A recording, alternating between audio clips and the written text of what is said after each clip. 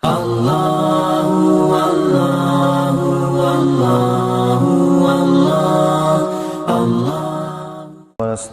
ونؤمن به ونتوكل عليه ونعوذ بالله من شرور أنفسنا ومن سيئات أعمالنا من يهده الله فلا مضل له ومن يضلل فلا هادي له وأشهد أن لا إله إلا الله وحده لا شريك له وأشهد أن سيدنا ومولانا محمدا عبده ورسوله أما بعد فإن خير الحديث كتاب الله وخير الهدي هدي محمد صلى الله عليه وسلم وشر الأمور محدثاتها وكل محدثة بدعة وكل بدعة ضلالة وكل ضلالة في النار. أعوذ بالله من الشيطان الرجيم. بسم الله الرحمن الرحيم. قاف والقرآن المجيد بل عجبوا أن جاءهم منذر منهم فقال الكافرون هذا شيء عجيب أإذا متنا وكنا ترابا ذلك رجع بعيد قد علمنا ما تنقص الأرض منهم وعندنا كتاب حفيظ بل كذبوا بالحق لما جاءهم فهم في أمر مريج أفلم ينظروا إلى السماء فوقهم كيف بنيناها وزيناها وما لها من فروج والأرض مددناها وألقينا فيها رواسي وأنبتنا فيها من كل زوج بهيج تبصرة وذكرى لكل عبد منيب ونزلنا من السماء ماء مباركا فأنبتنا به جنات وحب الحصيد والنخل باسقات لها طلع نضيد رزقا للعباد وأحيينا به بلدة ميتا كذلك الخروج كذبت قبلهم قوم نوح وأصحاب الرس وثمود وعاد وفرعون وإخوان لوط وأصحاب الأيكة وقوم تبع كل كذب الرسل فحق وعيد أفعينا بالخلق الأول بل هم في لبس من خلق جديد. وقال الله عز وجل بسم الله الرحمن الرحيم كل نفس ذائقة الموت وإنما توفون أجوركم يوم القيامة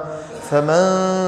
زحزح عن النار وأدخل الجنة فقد فاز وما الحياة الدنيا إلا متاع الغرور. تمام قسم کی تعریف، بڑائی، کبریائی، عظمت و جلالت، بزرگی اور برتری، حمد و ثنا اس اللہ وحدہ لا شریک کے لیے لائق و زیبا ہے جو اکیلا پوری کائنات کا خالق ہے، مالک ہے، رازق ہے اور وہی مدبر کائنات ہے۔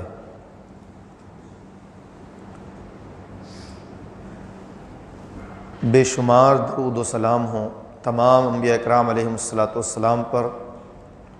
خصوصاً ہم سب کے آخری نبی سید المرسلین خاتم النبیین رحمت للعالمین محمد الرسول اللہ صلی اللہ علیہ وآلہ وسلم پر۔ اللہم صلی علی محمد وعلی آل محمد کما صلیت علی ابراہیم وعلی آل ابراہیم انک حمید مجید۔ اللہم بارک علی محمد وعلی آل محمد کما بارکت علی ابراہیم وعلی آل ابراہیم انک حمید مجید۔ آپ حضرات بالکل ایک دوسرے سے قریب ہو جائیں اور پیچھے کے لوگ آگے پہلی صف مکمل کریں، پھر دوسری، پھر تیسری، ایسے کریں۔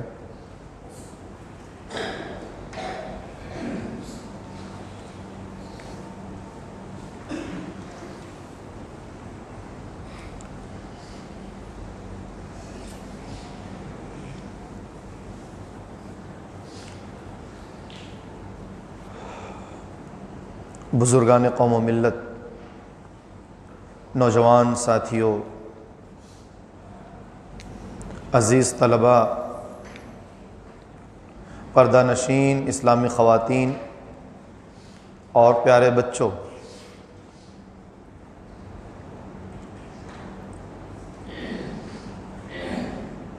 خطبے کا موضوع ہے کامیاب کون،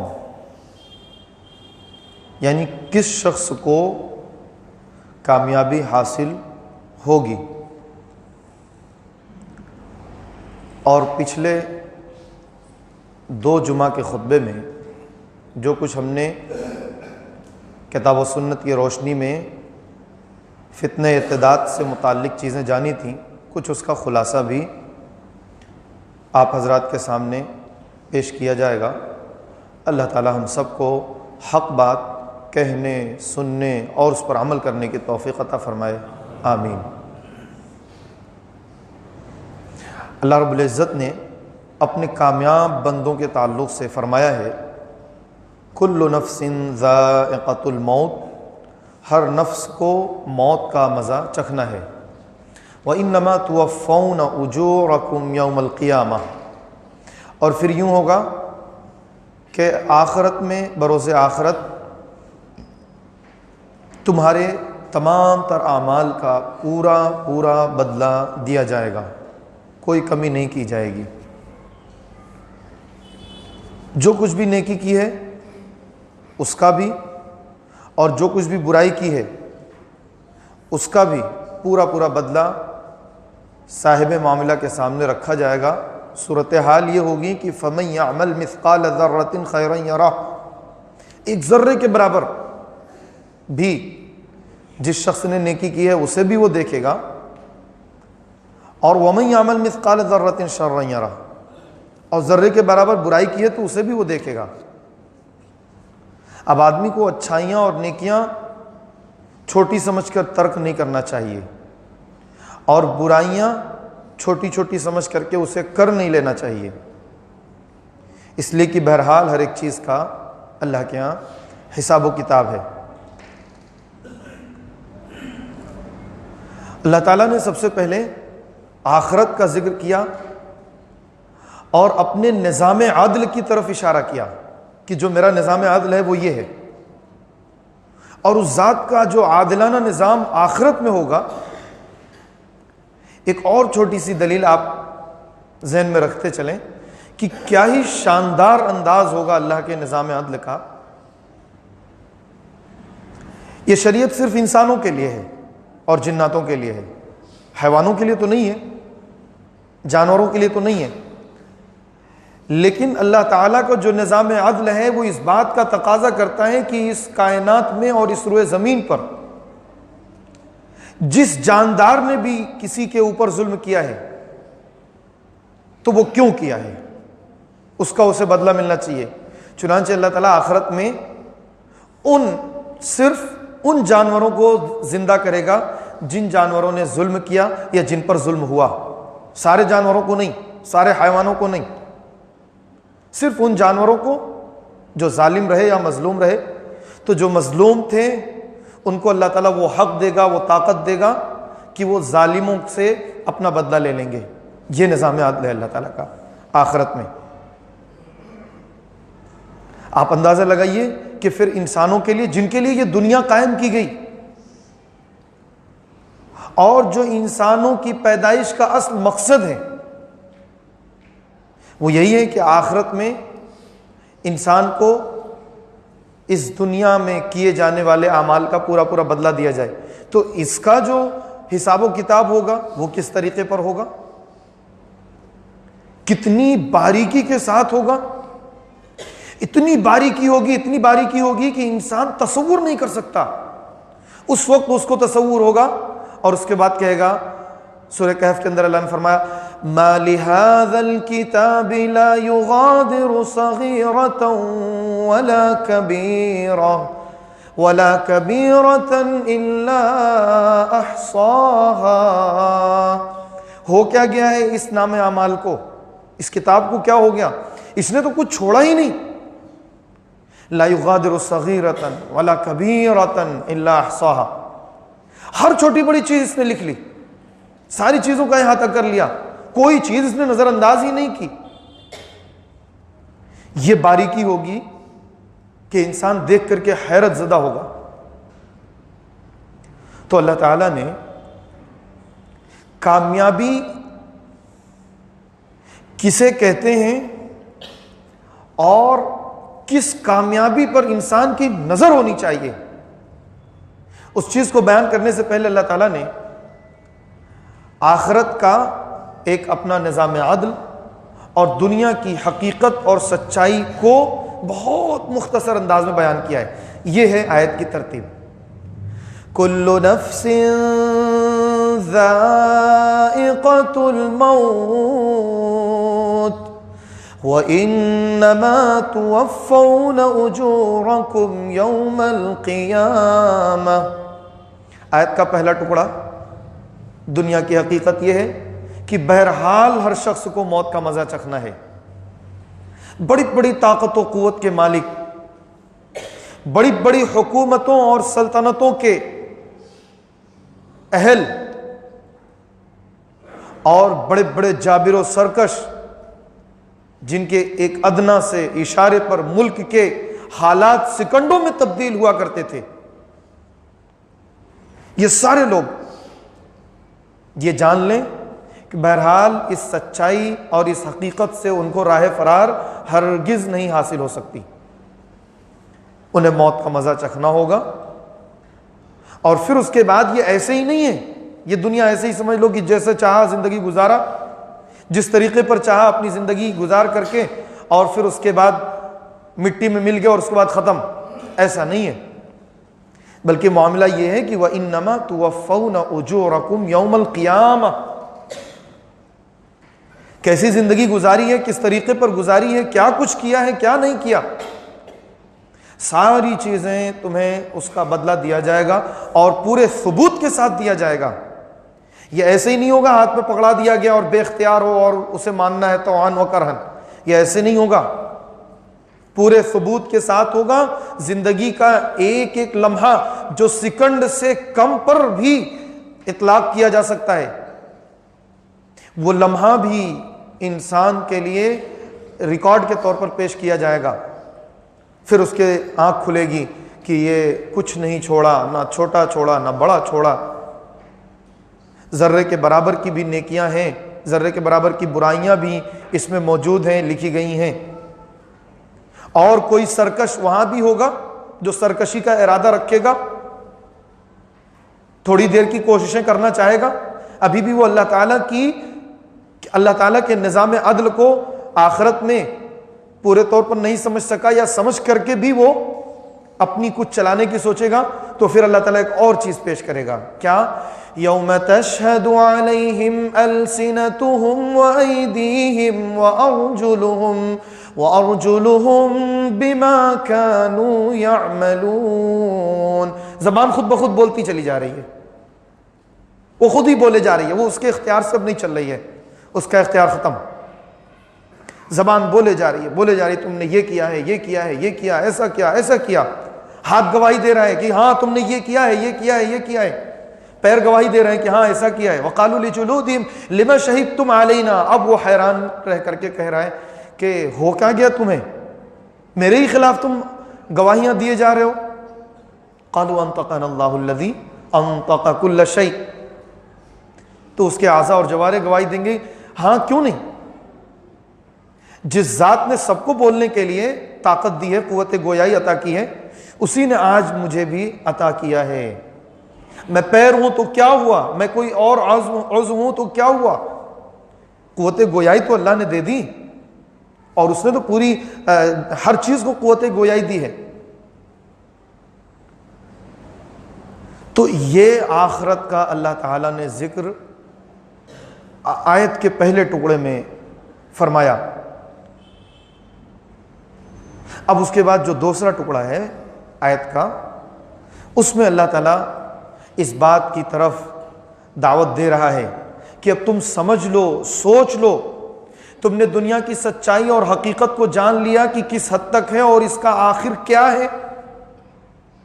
اور تم نے یہ بھی دیکھ لیا کہ دنیا کے بعد تمہارے لیے کیا کچھ کر کے تیار کر کے رکھا گیا ہے، تو اب بتاؤ کہ تم دنیا کو ترجیح دیتے ہو کہ آخرت کو ترجیح دیتے ہو؟ بتاؤ کیا چیز تمہیں چاہیے؟ یہ دونوں چیزیں اللہ نے ذکر کر کے فرمایا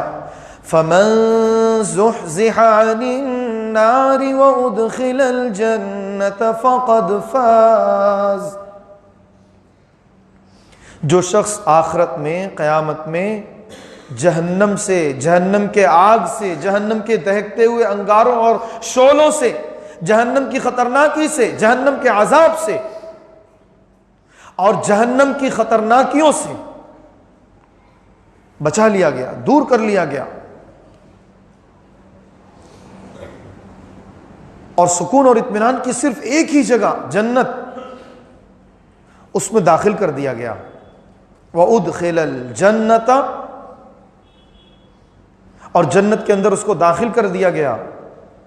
فقد فاز، تو وہی شخص کامیاب ہو گیا، اور اس کے علاوہ کوئی کامیاب نہیں ہوا۔ پھر اللہ پہلی آیت کے پہلے ٹکڑے کی طرف پھر سے دوبارہ اشارہ کر رہا ہے، وَمَا الْحَيَاةُ الدُّنْيَا إِلَّا مَتَاعُ الْغُرُورِ۔ یہ جو دنیا کے پیچھے تم ہر طرح سے پڑے ہوئے ہو، آخرت کو بھلائے ہوئے ہو، وَلَلْآخِرَةُ خَيْرٌ وَأَبْقَىٰ، آخرت کی صفت تم بھول چکے کہ خیر والی یہی ہے، باقی رہنے والی آخرت ہی ہے، دنیا تو فنا ہونے والی ہے۔ تو اس دنیا کا یہ معاملہ بھی جان لو کہ الا متاع الغرور، یہ صرف دھوکے کا سامان ہے، جتنا جمع کر کے رکھو گے یہ سب یہیں پہ رہے گا، جتنا سارا اکٹھا کر کے رکھو گے یہیں پر رہے گا، جس قدر بھی تم دین سے، اسلام سے، اللہ اور اس کے رسول کے احکامات سے، شریعت مطہرہ سے دور رہ کر کے زندگی گزارو گے، موج مستیاں کرو گے، دین کو چھوڑ دو گے، بھول جاؤ گے، اللہ کی اطاعت، اس کی بندگی سے کوئی تمہیں مطلب نہیں، نبی کی اطاعت، نبی کی اتباع، نبی سے محبت کے تقاضوں سے کوئی مطلب نہیں ہے، تو یہ بات بھی جان لو کہ اس دنیا میں جو کچھ تمہیں موقع ملا ہوا ہے تو یہ بس اسی حد تک ہے، اس کے بعد جو ہوگا وہ خیر اور باقی رہنے والی چونکہ زندگی ہوگی، ہمیشہ ہمیش باقی رہنے والی ہوگی، تو پھر یہ یاد رکھو کہ دنیا کی زندگی جیسے گزاری ہے، جس طریقے پر گزاری ہے، اسی کے مطابق تم اپنے لیے دو میں سے کوئی ایک سمجھو۔ تو اب یہاں اس آیت میں اللہ تعالیٰ نے گویا کہ کامیابی کا جو معیار ہونا چاہیے اس چیز کو اللہ تعالیٰ نے بہت ایک ہی آیت میں کیا شاندار انداز سے بیان فرمایا ہے کہ کامیابی اصل میں آخرت ہی کی ہے۔ اب دنیا میں کامیابی آدمی سمجھتا ہے کہ محض مال و دولت کے ذریعے سے، عزت و شہرت کے ذریعے سے، جاہ و منصب کے ذریعے سے، ایک بڑی تعداد کے فالوورز کے ذریعے سے، اور نہ جانے کن کن چیزوں پہ الگ الگ ماحول کے حساب سے لوگوں کا الگ الگ تصور ہوتا ہے۔ تو دنیا میں جس چیز کو تم سمجھتے ہو کہ کامیابی ہے محض، تو وہ ایسا نہیں ہے۔ دنیا کے اندر جائز اور صحیح راستے کے ذریعے سے ترقی پانا، کامیابی پانا، یہ ہر انسان کی کوشش ہونی چاہیے، اس کی محنت ہونی چاہیے، یہ ضروری ہے۔ اور دعا بھی سکھائی اللہ تعالیٰ نے، ربنا آتنا فی الدنیا حسنہ وفی الآخرۃ حسنہ، اے اللہ ہمیں دنیا میں بھی کامیابی، خیر اور بھلائی عطا فرما، اور آخرت میں بھی خیر اور بھلائی عطا فرما، وقنا عذاب النار، اور اللہ ہمیں جہنم اور آگ کے عذاب سے محفوظ فرما۔ یہ دعا آدمی کرتا رہے دنیا کی کامیابی کے لیے، لیکن دنیا میں کامیابی کا جو معیار ہے وہ ہم اور آپ نہیں طے کریں گے، ہم اور آپ نہیں طے کر سکتے۔ کہ ہم اپنی خواہش کے مطابق کچھ بھی کرتے رہیں اور دنیا والے جس چیز کو کہہ رہے ہیں کہ یہ کامیابی ہے اسی کو ہم بیس بنا لیں اور اسی کو بنیاد بنا کر کے بس اسی کے پیچھے پڑے رہیں؟ دنیا میں جس چیز کے ذریعے سے اور جو چیزیں کامیابی کا سبب بنیں گی اللہ رب العالمین کے نزدیک وہ یہ ہے وَمَن يُطِعِ اللَّهَ وَرَسُولَهُ وَيَخْشَ اللَّهَ وَيَتَّقْهِ فَأُولَئِكَ هُمُ الْفَائِزُونَ۔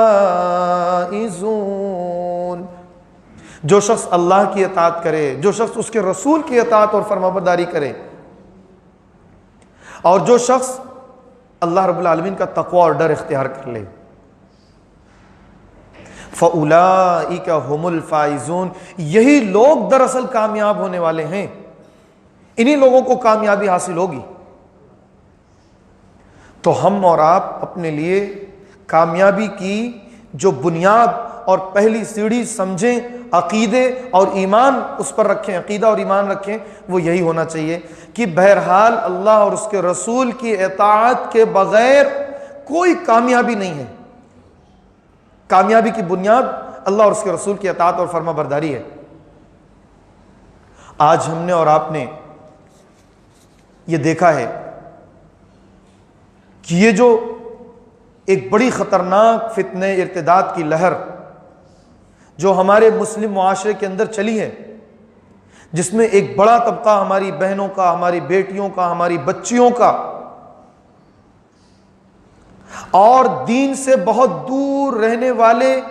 گھر اور خاندان کی شادی شدہ خواتین کا جو طبقہ اس فتنے میں ملوث ہوا ہے، اس کی بنیادی وجہ کیا ہے؟ اس کے اسباب کیا ہیں؟ چند ایک دو باتیں ہم نے پچھلے خطبہ جمعہ میں سنے، آج صرف اور صرف ایک خلاصے کے طور پر جو پچھلی چیزیں بھی ہیں اس کو میں بیان کروں کہ یہ اصل میں اللہ اور اس کے رسول کی اطاعت سے دوری اور دنیا کو آخرت پر ترجیح دینے کا نتیجہ ہے۔ یہ خطرناک نتیجہ سامنے آیا ہے جو دنیا کو ہم نے یہ سمجھا کہ آخرت سے پہلے ہے، یعنی آخرت سے بہتر ہے، اس حد تک ہم نے دنیا کو لیا۔ نمبر ایک، تعلیم سے متعلق تفصیل آئی تھی۔ نمبر ایک یہ ہے کہ دینی تعلیم کے تعلق سے ہمارے ہاں بہت زیادہ کوتاہیاں ہیں۔ اس سلسلے میں جتنی کوششیں، جتنی محنتیں ہوں، ہم اپنے بچوں اور بچیوں دونوں کے لیے دینی تعلیم سے آراستہ ہونے کی ہر شکل اپنائیں۔ بچیوں کے لیے اور بچوں کے لیے بھی، صرف یہ نہیں کہنا چاہیے کہ صرف بچیوں کے لیے، بچوں اور بچیوں دونوں کے لیے ہم تعلیم کا، عصری تعلیم کا جو انتخاب کریں، ہر ممکن یہ کوشش ہو کہ غیر مخلوط تعلیم ہو، لڑکی الگ اور لڑکا الگ ہوں، ان دونوں کا ایک ساتھ اٹھنا بیٹھنا اور بے تکلف ہونا بالکل جائز اور درست نہیں ہے۔ ہم صرف یہ سوچیں کہ لڑکیوں کا تو نہیں، یہ لڑکوں کے اوپر بھی ہوتا ہے۔ کیوں لڑکوں کو مخلوط تعلیم کی اجازت ہے کیا؟ اگر نہیں ہے تو جن کو اللہ تعالیٰ نے نوازا ہے، وہ کس دن کے لیے اللہ نے نوازا ہے، اگر وہ اس بات کو نہ سمجھ سکے اور نہ سوچ سکے کہ مجھے جو مال و دولت ملا ہوا ہے ایک آزمائش کے طور پر ملا ہوا ہے، اور کل اللہ تعالیٰ ہم سے یہ پوچھے گا کہ ان مال و دولت کا صحیح استعمال تم نے قوم کے لیے، ملت کے لیے کس طریقے پر کیا، کہاں تک کیا، تو ہمیں اس کا جواب دینا ہوگا۔ بچیوں کو شادی کے احکام و مسائل بتائے جائیں، دینی تعلیم کا جو بہت بنیادی چیز ہے کہ غیر مسلم اور غیر ایمان والے سے یا مشرک سے شادی کرنا حرام ہے۔ قرآن نے کہا وَلَا تُنْكِحُوا الْمُشْرِكِينَ حَتَّى يُؤْمِنُوا، مشرکوں سے تم شادی کر ہی نہیں سکتی، نکاح کر ہی نہیں سکتی، یہاں تک کہ کوئی صاحب ایمان ہو،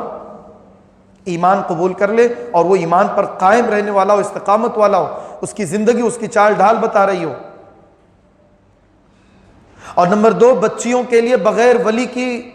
اجازت کے بغیر شادی جائز نہیں ہے۔ لا نکاح الا بولی، والد سے بڑھ کر کوئی تصور ہی نہیں آ سکتا کہ اس بچی کے لیے کوئی خیر خواہ ہو سکتا ہے، جس نے اس کے لیے اپنا سب کچھ قربان کیا ہے۔ اس سے زیادہ بہتر کوئی نہیں سوچ سکتا ہے۔ اس لیے اسلام نے بچیوں کے لیے ولی کی شرط لگا دی، کیونکہ یہ بچی شادی کے بہت سارے مسائل سے ناواقف ہے، ازدواجی زندگی سے ناواقف ہے، اس کو پتہ ہی نہیں ہے کہ میری زندگی کہاں کیسے بہتر طریقے سے گزرے گی، کس خاندان میں، کس فیملی میں، اور کس قسم کے لڑکے کے ساتھ بہتر زندگی گزرے گی۔ اس لیے اسلام نے اس کو حق ہی نہیں دیا۔ اسلام نے حق دیا تو والد کو حق دیا کہ یہ اپنی بچی کا کبھی برا نہیں سوچ سکتا، کبھی نہیں سوچ سکتا ہے برا۔ لہٰذا ایک والد کو ہی صرف حق حاصل ہے والد کی زندگی میں، لہٰذا کوئی لڑکی اپنے من اور اپنی خواہش سے شادی نہیں کر سکتی، نکاح نہیں کر سکتی۔ پردے کے احکام و مسائل خواتین کو بتائے جائیں، اس سلسلے میں جو آیت، بہت ساری تفصیل ہیں، ایک آیت جس کا انتخاب کیا ہے ہم نے سورہ نور کی آیت نمبر 31۔ یوں تو پوری سورہ نور، سورہ حجرات اور سورہ یوسف یہ کنٹینیو پوری زندگی، پورے سال بھی نہیں کہا جا رہا ہے، پوری زندگی اپنے گھروں میں ترتیب وار پڑھتے رہنا چاہیے اور فیملی کے ساتھ بیٹھ کر پڑھنا چاہیے۔ تو سورہ نور آیت نمبر 31 میں اللہ تعالیٰ نے خواتین کے لیے کن لوگوں کے سامنے بے پردہ ہو سکتی ہیں ان کی اجازت دی ہے، یعنی جو محرم ہیں، اور جن لوگوں کے سامنے نہیں ہو سکتی ان میں سے کچھ کا بالخصوص ذکر کیا ہے۔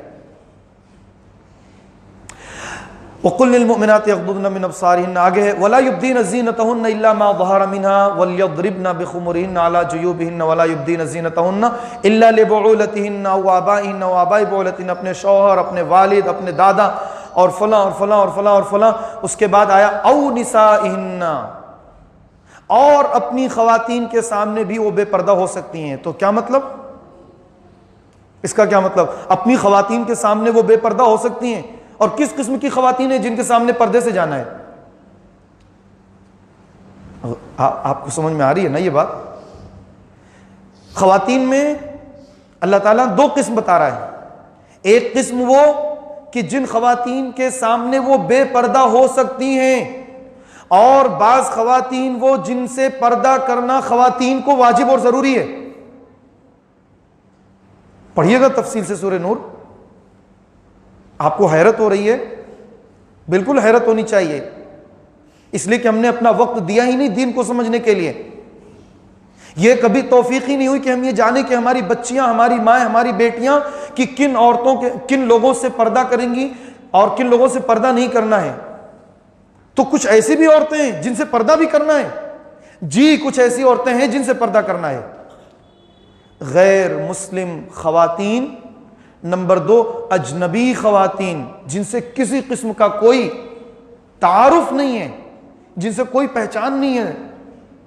ان کا گھر خاندان وہ کہاں کی ہیں، کون ہے، کچھ بھی معلوم نہیں ہے، ان عورتوں سے بھی پردہ کرنا ہے۔ کیوں؟ اس لیے کیونکہ ان کو دین کے تعلق سے ناواقفیت ہے۔ اب وہ اپنے گھر کے مردوں سے جا کر کے ان مسلم خواتین کی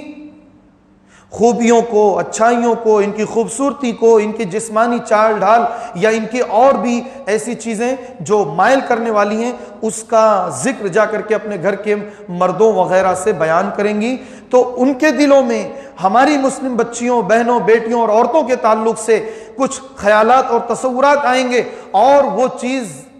خیالوں میں بھی آئے یہ جائز نہیں ہے، وہ موقع بھی انہیں نہ دیا جائے، چاہے کہ ان کے سامنے آئے اور وہ دیکھیں اور پھر وہ محسوس کریں۔ ان کے ساتھ اٹھنا بیٹھنا، ان سے بات چیت کرنا، یہ تو اجازت ہی نہیں ہے۔ اجازت اس حد تک نہیں ہے کہ ان کے ذہن و خیال کے اندر مسلم عورتوں کی خوبصورتی یا مسلم عورتوں کے چہروں کی جو ایک نورانیت ہے، حجاب کی بنا پر ایک مخصوص نورانیت اللہ کی طرف سے ہوتی ہے، اور یہ کہ مسلم عورتوں کی جو جسمانی ساخت ہے کس طریقے پر ہے، کیا ہے، ہر عورت اور ہر بچی کے بارے میں کسی کے ذہن و خیال کے اندر نہیں آنا چاہیے۔ اس لیے غیر مسلم خواتین اور اجنبی عورتوں سے بھی عورتوں کو پردہ کرنا ہے، اور زیب و زینت کی جو ہے کا اظہار ان سے نہیں کرنا ہے۔ یہ اسلام نے عورتوں کی پاک دامنی کے لیے اصول اور ضابطہ دیا ہے۔ اللہ اکبر۔ ایک بات آئی ہے، بڑے درد کے ساتھ یہ بیان کر رہا ہوں، افسوس ہوتا ہے اس وقت ہمارے ہاں جو شادیاں ہو رہی ہیں، دلہن ایک مخصوص انداز میں بیٹھا دی جاتی ہے، وہ جلوہ افروز ہے، اور ہر لڑکی عورت جا کر کے اس کا فوٹو لے رہی ہے، اس کی ویڈیو بنا رہی ہے، اب وہ لا کر کے اپنے گھروں میں دکھاتی ہے سب کو۔ کس نے اجازت دی کہ یہ عورت کوئی آئی ہے دعوت کھانے کے لیے یا کھانا کھانے کے لیے اور وہ جا کر کے جو ہے دوسروں کے فوٹو لے؟ بالکل اس کو اجازت، کسی کا فوٹو بغیر اجازت کے لینا درست نہیں۔ اول تو یہ چیز اسلام نے اجازت ہی نہیں دی ہے تصویر وغیرہ کی، اور یہ تو ڈبل گناہ ہو رہا ہے کہ فوٹو وغیرہ لیا جائے اور لے جا کر کے پھر گھروں پہ دکھایا جائے، اور ہم بھی ایسا ماحول کیوں دے رہے ہیں کہ فوٹوز لے رہے ہیں لوگ۔ اور یہ لازمی چیز ہے کہ گھر کی خواتین آ کر کے دلہن وغیرہ یا بعض بچیوں کو اپنے گھر کے مردوں کو اور اپنے گھر والوں کو دکھاتی ہیں، اس پر تبصرے ہوتے ہیں، اور یہ غیر شرعی عمل ہے۔ خواتین کو یہ یاد رکھنا چاہیے کہ کسی کا فوٹو بغیر اجازت کے نہیں لے سکتی، حتیٰ کہ یہ چیز کرنا ہی نہیں ہے، اور یہ کام کر کے جو بغیر اجازت کے کر رہی ہیں یہ ڈبل گناہ کی مرتکب ہو رہی ہیں، اور یہ چیز عام ہے ہمارے ہاں۔ اور فوٹو اپنا لوگوں کو دینے سے پرہیز بھی کرنا چاہیے۔ بہرحال اس سلسلے میں اور بھی تفصیل آپ سورہ نور پڑھیے تو آپ کے سامنے آئیں گی۔ تو یہ رہا تعلیم سے متعلق جو بہت بنیادی اور انتہائی ضروری چیز ہے۔ نمبر 2، رسم و رواج۔ رسم و رواج میں یہ ہے کہ جس حد تک کنٹرول کیا جا سکتا ہے ہر ممکن کرنا چاہیے۔ اور ایک چیز یاد رکھ لیجئے کہ شادی بیاہ کے رسم و رواج پر کنٹرول بطور خاص خواتین اور اصحاب ثروت ہی کر سکتے ہیں۔ جہاں پر خواتین کنٹرول نہیں کریں گی وہاں پر کوئی کنٹرول نہیں ہوگا۔ اب وہ خواتین یاد رکھیں کہ جس قدر رسم و رواج کو بڑھاوا دے رہی ہیں وہ خود گناہگار ہو رہی ہیں۔ اصلاح معاشرہ میں بہت بڑا اور بنیادی کردار خواتین کے ساتھ جڑا ہوا ہے۔ اور نمبر 2، اصحاب ثروت، جن کو اللہ نے مال و دولت سے نوازا ہے، ان کی فضول خرچیوں اور بے جا خواہشات کے ساتھ جو رسم و رواج ہوتے ہیں اس سے جڑا ہوا ہے۔ تو بہرحال یہ 2 لوگ بطور خاص رسم و رواج پر کنٹرول کر سکتے ہیں۔ نمبر 3 یہ ہے کہ کچھ مشورے ہیں اور ہونا بھی چاہیے۔ اجتماعی شادی کا نظام ہونا چاہیے۔ ایک دن ایک بڑی تعداد کا یا چند لوگوں کا نکاح ہو گیا اور ایک ساتھ کچھ لوگ مل کر کے ولیمہ کر لیے، اور پھر یہ ہے کہ وہ اپنے اپنے مہمان طے کر کے آپس میں، بھئی ہمارے پاس 20 25 100 150 اس طریقے سے ہو رہے ہیں۔ ایک ساتھ اجتماعی نظام کے ساتھ اگر ہو شادی تو یہ ہے کہ بہت حد تک رسم و رواج پر بھی کنٹرول ہوگا، فضول خرچیوں سے بھی بچ سکیں گے۔ ایسے ہی خاندان کے کچھ لوگ بھی ایک ساتھ کر سکتے ہیں، چلو ایک بڑی تعداد نہیں ہو سکتی تو کم سے کم 2 بھائی 3 بھائی 4 بھائی جن کے بچے آپس میں یا بچیاں ایک عمر کو، شادی کی عمر کو پہنچ چکی ہیں، کوشش یہ کریں 2 بچے 3 بچے 4 بچے آپس میں ایک ساتھ ان کے ولیمے کا یا نکاح کا پروگرام ہو، تو اس میں بھی فضول خرچیوں پر کنٹرول ہو سکتا ہے۔ اور نمبر 3، بہت سی جگہوں پر یہ رواج آ چکا ہے اور بالکل مسنون ہے، کوئی حرج کی بات نہیں ہے، لڑکی والے بھی کچھ پروگرام کرتے ہیں، انہیں بڑا پروگرام کرنے کی اجازت نہیں ہے، شرعی اعتبار سے انہیں کچھ اس طریقے کے دلائل نہیں ملتے، لیکن اگر وہ کچھ اپنے مہمانوں کو اکٹھا کرتے ہیں تھوڑے موڑے تو وہ ٹھیک ہے، لیکن ایسا نہیں ہونا چاہیے کہ بڑے سے بڑا پروگرام ہو۔ تو لڑکی والے اور لڑکے والے ایک ساتھ اپنا پروگرام کریں، وہ اس طریقے پر کہ 1 روز یا 2 روز پہلے مسجد میں نکاح کر لیا، لڑکی کی وداعی ہو گئی، اور اس کے بعد ایک پروگرام جہاں پہ بھی وہ کر رہے ہیں تو لڑکی والے بھی اپنے افراد کو اور لڑکے والے بھی اپنے افراد کو بلا لیے، مدعو کر لیے، اس طریقے سے کہ نکاح کے بعد میاں بیوی کی ملاقات ہو گئی، اور پھر اس کے بعد ولیمہ جو مسنون ہے وہ ہو رہا ہے، اور لڑکی والے بھی اپنے مہمانوں کو بلا لیے۔ اور یہ ہے کہ جہیز ہے، اور نہ جانے شادی سے پہلے شادی کے بعد کی جو رسمیں، یہ ساری چیزیں جو غیر شرعی ہیں اس پر کنٹرول ہو۔ مہر کو لے کر کے بھی ایک بڑا طبقہ بہت زیادہ حساس ہے، زیادہ سے زیادہ مہر، اتنی مہر مانگ چلتی ہے، نہیں، خیر الصداقی ایسرہ، آپ نے فرمایا سب سے بہترین مہر وہ ہے جو بہت آسانی سے ادا کر دی گئی ہو۔ اچھا، آسانی کا مطلب کیا ہے؟ جو کروڑ پتی، ارب پتی، کھرب پتی ہیں تو وہ اپنے حساب سے دیں۔ یاد رکھیے گا کہ اسلام نے جن چیزوں کو ہر ایک کے لیے کہا ہے اس میں یکسانیت دی ہے۔ کیا مطلب؟ جو حکم تمام لوگوں کو ملا ہوا ہے اس میں اسلام نے یکسانیت کی کوشش کی ہے۔ اب شادی بیاہ ہر امیر غریب معتدل تمام طبقے کے لیے ہے، تو ایسی چیزیں ہونی چاہیے بہت معمولی تھوڑا سا تفاوت ہو، اتنا فرق نہ ہو کہ زمین آسمان کا فرق ہے، کہ غریب آدمی کو لگے کہ ہم تو شادی نہیں کر سکتے اپنے بچے کی، اتنی مہر کہاں سے ادا کر پائیں گے ہم، تو ایسا ہو کہ معتدل ہو۔ اچھا بتائیے، آپ صلی اللہ علیہ وآلہ وسلم 2 مہینے تک آپ کے گھر میں چولہا نہیں جلا، کھجور پانی پہ آپ نے اکتفا کیا، نعوذ باللہ آپ کاہل اور سست تھے، آپ نے اتنی محنت نہیں کی اپنے فیملی اور اہل و عیال کے لیے، کیا یہ کہہ سکتا ہے کوئی؟ ہرگز نہیں۔ آپ نے معاشرے کو دیکھا، معاشرے کا ایک بڑا طبقہ کس طریقے کی زندگی گزار رہا ہے، ایک بڑا طبقہ یہ ہے جو بیچارہ ایسے ہی گزار رہا ہے، تو ان کو سامنے رکھ کر کے آپ نے اپنی زندگی گزاری، اور 2 مہینے تک آپ کے گھر میں چولہا نہیں جلا، اور پھر آپ جو ہے کھجور پر اور پانی پر اور ستو پر اکتفا کرتے رہے۔ تو معاشرے کا ایک بڑا طبقہ جن پریشانیوں سے تکلیفوں سے گزر رہا ہو، اس کے سامنے اپنے آپ کو بہت زیادہ فراوانی میں اور کشادگی میں نہیں دکھاتے رہنا چاہیے، بلکہ یہ ہے کہ آدمی جو کچھ بھی کرے بہت آسانی اور خیر والی چیزیں جس میں ہر ایک کے لیے بہتر ہو، ایسی چیزوں کی طرف توجہ دینی چاہیے۔ عشقیہ ماحول، نمبر 3 عشقیہ ماحول۔ عشقیہ ماحول دیکھیے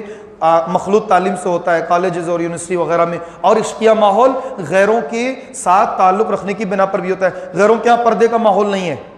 اسلام نے پردہ واجب قرار دیا، اب ان سے جب تعلقات ہوں گے تو وہ ماحول ہمارے ہاں بھی آئیں گے، تو ہماری بچیاں غیروں سے دوستانہ رازدارانہ تعلق نہ رکھیں، صرف اور صرف شریعت نے جو اخلاقی اعتبار سے ایک دوسرے کے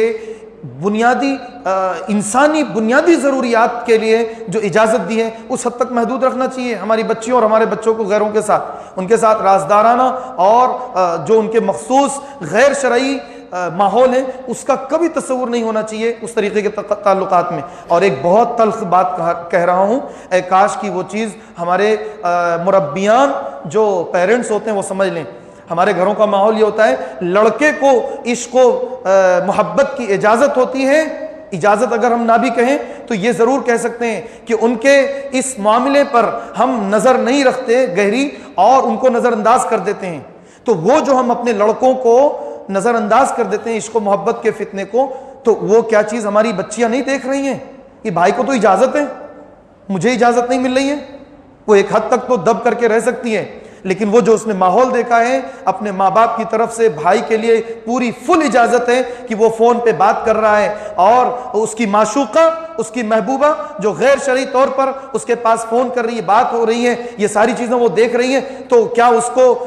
اپنے محبوب اور معشوق کے تعلق سے تصور نہیں پیدا ہوگا؟ نعوذ باللہ۔ تو یہ جو ہم نے لڑکوں کے لیے یہ فتنہ ہلکا کر رکھا ہے اور لڑکیوں کے لیے سخت رکھا ہے، تو یاد رکھیے کہ اس کا برا اثر اور برا نتیجہ یہ کہ لڑکیوں کے اوپر بہرحال پڑے گا۔ بہت سارے دلائل ہیں، میں چوتھی چیز ذکر کرتا ہوں، اور وہ یہ ہے کہ ہم اپنی بچیوں کو اور بچوں کو بتائیں کہ اسلام کے تعلق سے، مسلمانوں کے تعلق سے جو دشمنان نے ارادہ کر رکھا ہے اور پلان کر رکھا ہے وہ کتنا جو ہے واضح ہے، اس چیز کو سمجھانے کی کوشش کریں۔ بے شمار لڑکیاں جن کے معاملات اخبارات میں سوشل میڈیا پر پڑے ہوئے ہیں، آتے رہتے ہیں کہ فلاں لڑکی کو نکاح کے لیے لے کر کے گئے اور اس کے بعد چند 2 روز 4 روز 6 روز 8 روز 10 روز یا اتنے مہینے تک ان کو اپنے ساتھ رکھا، ان کے اوپر یہ ظلم ہوا، یہ زیادتی ہوئی، ان کو قہوہ خانوں میں ڈالا اور ان کو طوائف خانوں میں ڈال دیا اور ان کے ساتھ یہ بدتمیزیاں ہوئی، ان کو قتل کر ڈالا، ان سے یہ غلط حرکتیں کراتے ہیں، اور یہ نہ جانے کتنے خطرناک انجام ان بچیوں کو بھگتنے پڑ رہے ہیں۔ اب وہ بچی نہ ادھر کی ہو رہی ہے اور نہ ادھر کی ہو رہی ہے، اپنے معاشرے میں جاؤں تو کوئی ایکسپٹ نہیں کرے گا، ماں باپ ناراض ہیں، معاشرے کے اندر میری اس قدر بے عزتی ہو چکی ہے کہ مجھے جانے پر کوئی فائدہ نہیں ہے وہاں، اور وہاں ہوں تو ظلم و زیادتیوں کا شکار ہوں، تو کروں تو کیا کروں؟ اور پھر اس کے بعد وہ جیسی تیسی زندگی گزارتی ہیں، یا وہ اپنے آپ کو موت کے گھاٹ اتار کر کے اپنا اس دنیا سے تعلق اور رشتہ ختم کرنے میں وہ سمجھتی ہے کہ بہتری ہوگی۔ یہ ہے کل ملا جلا کے اکثر بچیوں کا جو غیروں کے ساتھ عشق و محبت کے فتنے میں ملوث ہو کر کے دین اسلام کو ترک کر کے نکاح کر رہی ہیں تو ان کا یہ انجام ہوتا ہے، اور یہ مکمل ایک پلان کے تحت ہے، یہ ایسا نہیں ہے کہ یہ ہو گیا، ایک پلان کے تحت ہے، ہزاروں واقعات اس طریقے کے آ چکے ہیں۔ تو ہمیں متنبہ کرنا چاہیے اپنے بچیوں کو دشمنوں کے ناپاک ارادوں سے متعلق۔ آخری بات یہ ہے کہ ہم دعا کرتے رہیں، ربنا لا تزغ قلوبنا بعد اذ ہدیتنا، اے اللہ اب جب تو نے ہمیں ہدایت دے دی ہے تو اے اللہ اب تو ہدایت دینے کے بعد ہمیں کبھی ہمارے دلوں میں کجی نہ کرنا، اور پھر ربنا افرغ علینا صبرا وتوفنا مسلمین، اے اللہ میں خوب صبر دے، اور اسلام پر عمل کرنے کے لیے جو بھی پریشانی اور تکلیف کا سامنا کرنا پڑے اللہ میں صبر کرنے والی رہوں، صبر کرنے والا رہوں، اور اللہ تو مجھے وفات دے جب تو وتوفنا مسلمین، مسلمان ہونے کی حالت میں وفات دے۔ یا مقلب القلوب ثبت قلبی علی دینک، اے دلوں کو الٹ پھیر کرنے والے میرے دل کو تو اپنے دین پر ثابت قدم رکھنا۔ یا مصرف القلوب صرف قلبی علی طاعتک، اے دلوں کو آگے پیچھے کرنے والے، اے دلوں کو الٹ پھیر کرنے والے تو مجھے اپنی اطاعت پر قائم اور جمع کر کے رکھنا۔ اس طریقے کی جو دعائیں دین پر ثبات قدمی کی ہیں وہ بچوں کو بچپن سے یاد کرائی جائیں، انہیں سکھائی جائیں، اس کے معنی اور مفہوم بتائے جائیں۔ اللہ تعالی ہم سب کو کتاب و سنت کی صحیح سمجھ عمل کے توفیق عطا فرمائے۔ رب العالمین جو بھی ہم نے کتاب و سنت کی روشنی میں باتیں سنی ہیں اے اللہ اس کے مطابق ہمیں زندگی گزارنے کی توفیق عطا فرما۔ اے اللہ ہر قسم کے شر اور فتنے اور فساد سے تمام امت مسلمہ کی حفاظت فرما۔ اے اللہ ہمارا خاتمہ ایمان اسلام پر ہو، کلمہ حق لا الہ الا اللہ محمد الرسول اللہ صلی اللہ علیہ وسلم ہمارے دل و زبان سے جاری ہو۔ آمین وآخر دعوانا الحمدللہ رب العالمین۔ بارک اللہ لنا ولکم فی القرآن العظیم ونفعنا وإیاکم بالآیات والذکر الحکیم، انہ تعالی جواد کریم ملک بر رؤوف رحیم۔